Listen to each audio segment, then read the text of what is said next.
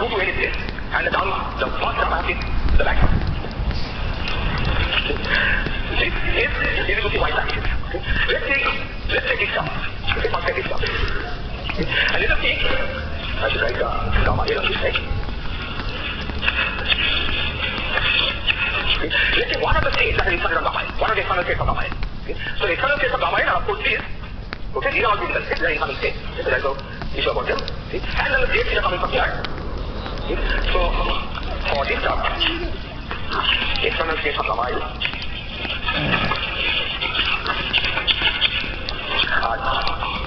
external states, two external states, in the BI and QBI. U1R. The external states is coming from left and of course from here. Further than that, there's a GI, so these are entering gamma L, and this one is entering gamma L. But this amplitude of course is 0, right? Because this is an amplitude with all but one physical state and one pure gate state. Okay, and yesterday we have seen that as a result of the word identity for gamma, amplitude of these lines are 0. Okay, all physical and one pure gate state. Is this clear? Okay, so this term will vanish. So this term will vanish because of the gamma L. And similarly one can put up this term will vanish because of gamma R. Okay, because now with gamma R, you have an insertion of a pure gate state. Okay. These are all physical and external sector of physical. Okay, and leave this as an exercise, the next one.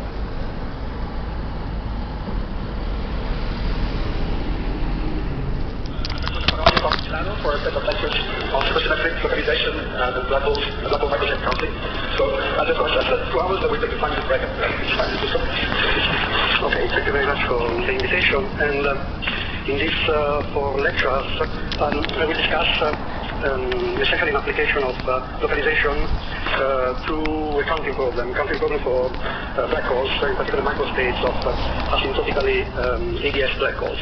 So there will be a mixture of localization that I will review briefly in the first lecture. And as you know, localization is a very powerful tool to evaluate exact partition function in particle theory, and has been used in the last 10 years. compute all kinds of partition functions, all kinds of dimensions, for all kinds of purposes. The lecture will be a mixture of localization, so quantum field theory technique, that I will address today essentially, the first 2 hours.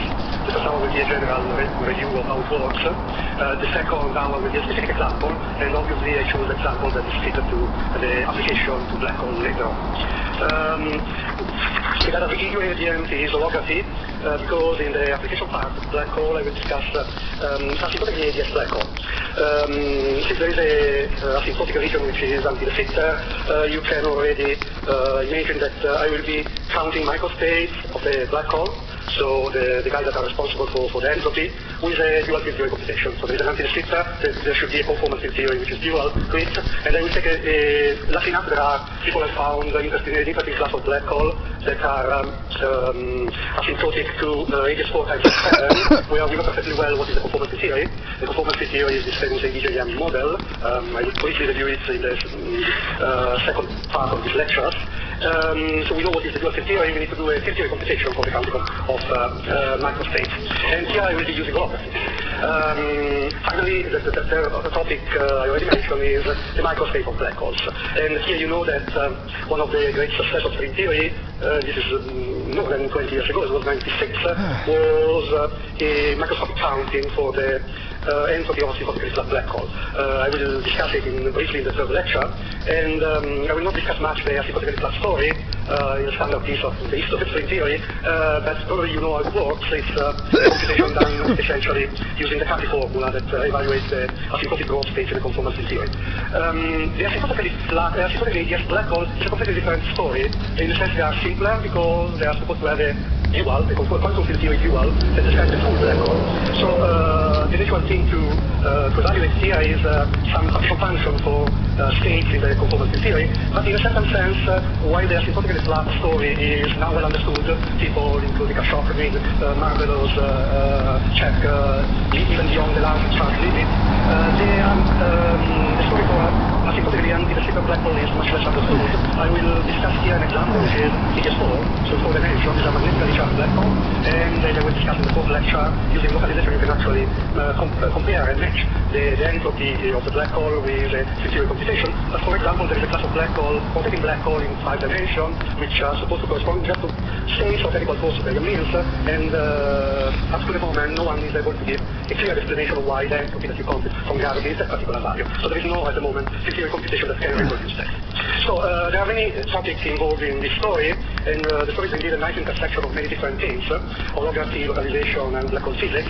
And in this one lecture, I'll try to give you a general overview. Certain point things will become technical, so I'm not planning to give all the technical details of how it works, in this specific case, localization, how you evaluate or look determinants, and so on. You can find all this information in the reference that I'll give you during the lectures. And if you want more details, you can stop me at any time or use the discussion section and so on.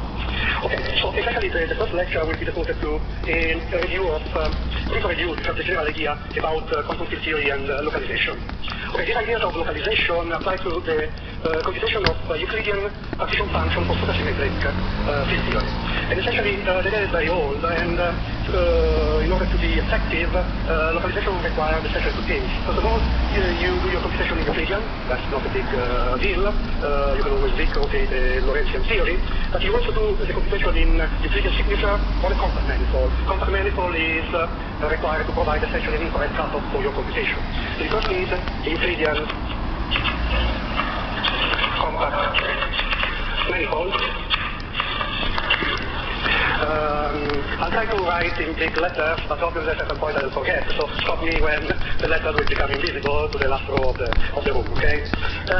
And the compact manifold, yeah, okay, it's needed to provide an incorrect cutoff to make the partition function well-defined. And the other crucial ingredient is fermionic symmetry, a supercharge that's square to 0, or more generally square to a bosonic symmetry of your theory. So with these 2 ingredients, essentially, what you can do, and I'll tell you in this first lecture, is to evaluate a Path integral using a several point approximation. Essentially, what you can compute in this way is the excess partition function of your theory of the manifold M, and also the vacuum expectation value of various supersymmetric observables. Now, there are two questions to discuss before coming to how localization works. And the first obvious question is what kind of manifold you can take here. The point is that not all manifolds support supersymmetry. In the sense that if you have a Lagrangian, usually you write your Lagrangian in constant space, you have supersymmetric transformation. This is like a rigid supersymmetry, so the quantum field theory, gauge theory. So you have a spheroidal parameter, which is a constant, and you write your supersymmetric transformation.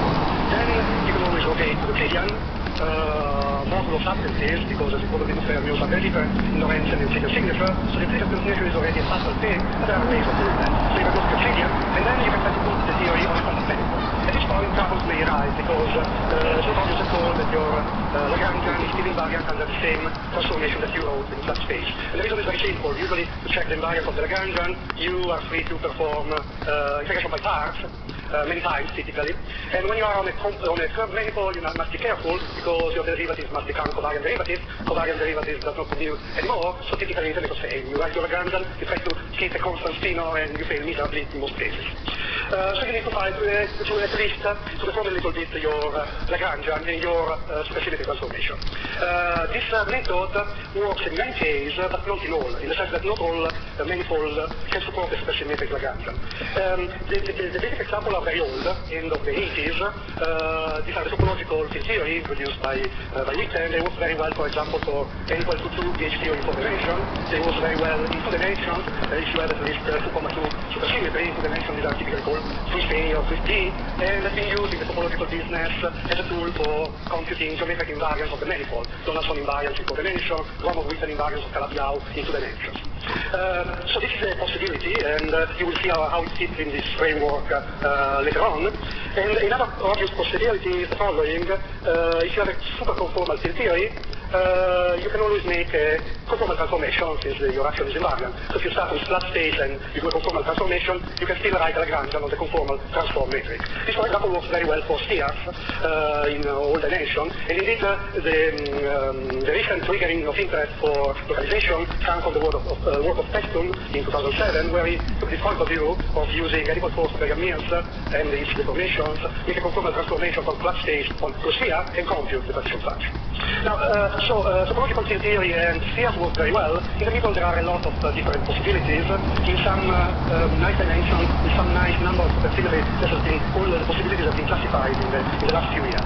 The point is the following. If you want your supersymmetric Lagrangian on a manifold, you have two possible ways. The first is the obvious one, try and error. You know what you have to do. You use the flat space transformation. They fail. You use another method in order to construct the invariant Lagrangian. This method is obviously not general. Sometimes it's simpler than the most complicated one. And most of the examples of spheres and other manifolds can be actually written using a try and error method. So you can use essentially neuter method. Or there is a more general method that allows also for just partial classification, at least, and this is the method of coupling to supergravity. I will briefly review this because it gives a flavor of what kind of constraints you have to put on the method. The application of this idea, which is also very old, to the recent development is due to Festuccia and Schreiber in 2011. And the idea is simple enough. So you start with a rigid Lagrangian. Rigid Lagrangian for your fields, and typically you have, if you have a gauge theory, you have a bunch of scalars, a bunch of fermions and gauge fields, and these are invariant under some rigid transformation. It obviously depends on dimensions and number of supersymmetry and so on, so I will write some schematic transformation law. Obviously the scalar must transform into the fermion, typically the fermion transform back to the derivative of the scalar, and so on. Now, the idea of coupling to supergravity is the following. You actually take your Lagrangian, written for a flat matrix, and you couple it to a gravity multiplet, more precisely a supersymmetric gravity multiplet, which contains the metric, the gravitino, and other fields. This means the dots refer to the fact that I don't want to commit myself to a particular dimension, a particular type of supersymmetry, so they are different according to the number of supersymmetry and the dimension, but certainly they contain the metric and the gravitino, and you write essentially a supergravity Lagrangian. Okay, so it seems that I don't know if you can hear me well when I'm on top of the black hole. I hear a big noise here, so I hope that you can hear me. So you write a supergravity Lagrangian. Luckily enough, this has been done for us in the years by many people, including some in this audience. So we know how to couple matter to supergravity in most cases. And this new Lagrangian will be invariant, and generally the transformation will generalize the transformation of the rigid theory, but with the spinor that also depends on the position in space-time, and you will also have transformation for the gravity field. Physically, it's easier to write the transformation for the sphere line of your theory, and typically this transformation is something like that. Again, this depends on dimensions, number of supersymmetries, and other things. So I just wrote the mu nu as E mu A E A. And now the spinor depends on the position. In a sense, what you are doing is engaging of the original symmetry of the theory. The original symmetry was invariant under translation, Lorentz transformation, supersymmetry transformation, and these guys are changing these symmetries. So that obviously your Lagrangian will contain various terms. You have the original Lagrangian that will be shifted by coupling, which has a schematic form, at a linearized order, the special extensor of the original theory will couple to this way. The gravitino will couple to the fermionic supercurrent. And then there will be other terms that give the completion of this organ. In order to the logic is that you don't really need gravity here. You want to write a theory on curved space-time. So once you have your supergravity Lagrangian, you can go back. So you can try to freeze the gravity modes in a supersymmetric way. Freezing the gravity modes means that I don't want that they fluctuate. So you can, for example, take the black mass and send it to infinity in order to freeze the fields, but you don't want to send them to zero. So what you want is to freeze these fields to a background. So G mu m is the matrix on the compact manifold that you chose. You don't want fermions around, so you set the gravity to zero. And at this point, you have a Lagrangian where these guys here are background, this is zero. And this Lagrangian will be supersymmetric if the configuration, this answer that you are making is compatible with the transformation of supersymmetry that you want. So you have to check that the transformation of supersymmetry are satisfied by this letter. But the transformation of supersymmetry contains the parts from the original field, if you want to keep. This will be your transformation of the matter field in the curved background, and you want to take the transformation of the gravity multiplet and to check that the transformation takes this configuration and leave it invariant. Now, there are a modulo of fields that I haven't written. There is obviously a transformation of the matrix that, however, is proportional to the gravitino. So if I cycle the fermions in the gravity multiplet to zero, this will be automatically zero. So you can freeze the matrix to whatever value you want. But then, obviously, there is an important one, which is the transformation of the fermion in the theory. Again, this transformation I haven't written before, because there's a crucial point. This depends on the dimension, the number of supersymmetry that you have, and many other things. So you're certainly familiar with many different types of supergravity. Here, they always contain a covariant derivative of your spinor, plus other things. Okay? The other things depends on the dimension, number of supersymmetry. This object, the left-hand side of this transformation, is not automatically zero in general. And you need to solve this equation in order to find the form of the spinor that allows to define supersymmetry in curved space. So typically, here, when you want to derive this particular function, you need a particular spinor which depends on the coordinate of the manifold that satisfies the differential equation of this form.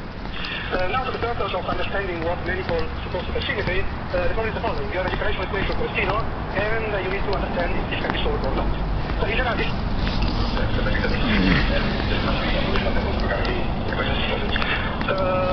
no, because you just want that the Lagrangian is invariant under a set of transformation. So it's enough to check the transformation of supersymmetry, not the equation of motion of the full Lagrangian.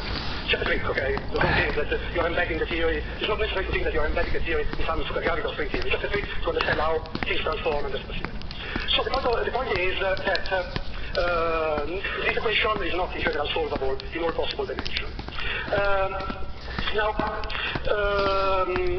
in the last few years, this kind of equation has been classified in various dimensions.